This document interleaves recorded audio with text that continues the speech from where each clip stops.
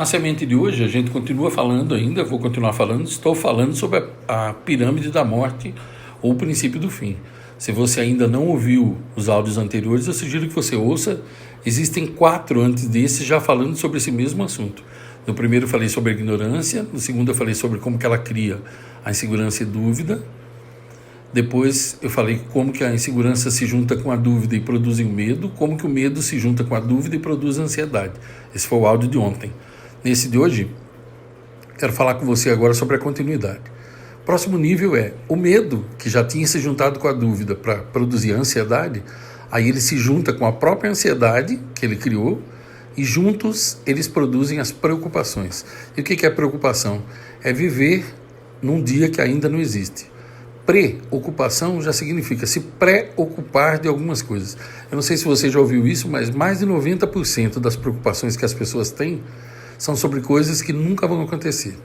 Então não se pode viver no futuro sem pagar um alto preço por isso. Como já foi escrito há muito tempo, quando você vive no passado, você está morrendo. Quando você vive no futuro, você não está vivendo. Eu não sei qual das duas coisas é pior.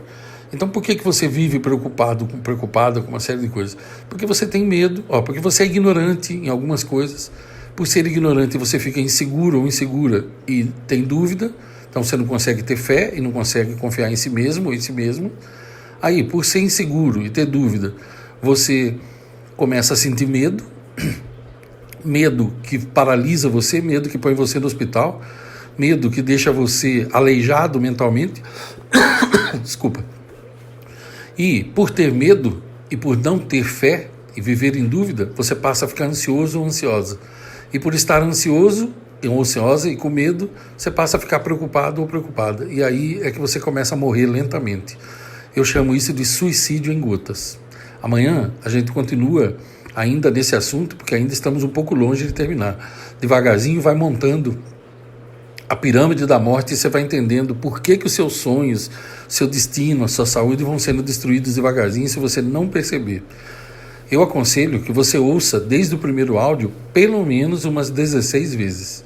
Você pode ir ouvindo dia após dia, todos eles em sequência, para que o seu cérebro vá internalizando isso, para que você possa introjetar isso no seu coração e entrar no seu piloto automático. É assim que a gente aprende e é por isso que eu estou fazendo semente por semente dessa forma. Longos dias e belas noites para você.